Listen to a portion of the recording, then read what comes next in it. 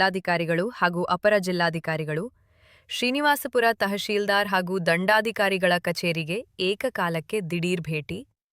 ಭೇಟಿಯ ಮೂಲಗಳ ಪ್ರಕಾರ ರೆವೆನ್ಯೂ ಇಲಾಖೆಯ ಎಲ್ಲಾ ಅಧಿಕಾರಿಗಳ ಗಮನಕ್ಕೆ ತಮ್ಮ ತಮ್ಮ ಜವಾಬ್ದಾರಿ ಕೆಲಸಗಳು ಸಮರ್ಪಕವಾಗಿ ಕಾರ್ಯನಿರ್ವಹಿಸಲು ಎಚ್ಚರಿಕೆ ನೀಡಿದರು.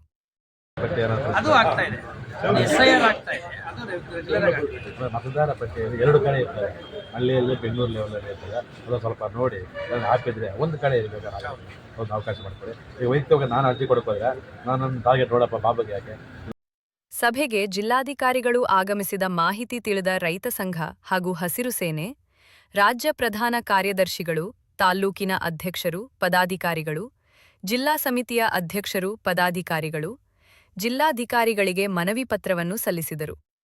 ಪತ್ರಕರ್ತರ ಸದಸ್ಯರೂ ಆದ ಆವಲಕುಪ್ಪ ಬಾಬು ಪತ್ರಕರ್ತರ ಭವನಕ್ಕೆ ಜಾಗವನ್ನು ನೀಡುವಂತೆ ಹಾಗೂ ಎಲ್ಲಾ ಪತ್ರಕರ್ತರ ಜೀವ ಸಂಜೀವಿನಿ ಭದ್ರತೆ ಬಗ್ಗೆ ಮನವಿ ಮಾಡಿದರು.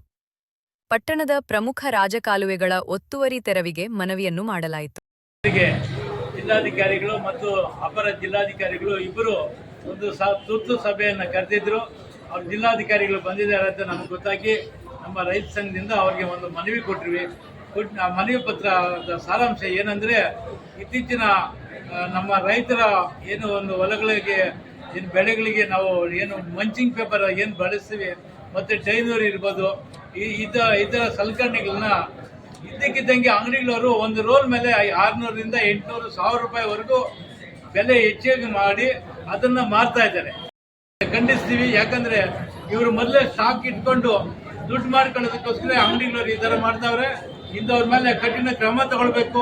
ಏನು ತಮ್ಮ ಜಿಲ್ಲಾಧಿಕಾರಿಗಳ ಸೂಚನೆ ಅಂತ ಏನು ಸ್ಕ್ವಾಡ್ ಇದೆ, ಆ ಸ್ಕ್ವಾಡ್ನ ಅಂಗಡಿಗಳ ಮೇಲೆ ದಾಳಿ ಮಾಡಿಸ್ಬೇಕು. ಎಲ್ಲೆಲ್ಲಿ ಸ್ಟಾಕ್ ಇಟ್ಟಿದ್ದಾರೋ ಅದನ್ನೆಲ್ಲ ಮುಟ್ಗೋಲು ಹಾಕೊಳ್ಬೇಕು. ರೈತರ ಕಷ್ಟಕ್ಕೆ ಈ ಒಂದು ಬೆಲೆ ಏರಿಕೆಗೆ ಕಾರಣರಾದವ್ರನ್ನ ಬಂಧಿಸಬೇಕು ಅಂತೇಳಿ ನಾವು ಜಿಲ್ಲಾಧಿಕಾರಿಗಳನ್ನ ಮನವಿ ಪತ್ರವನ್ನು ನಾವು ಈ ದಿವಸ ಕೊಟ್ಟಿದ್ದೀವಿ.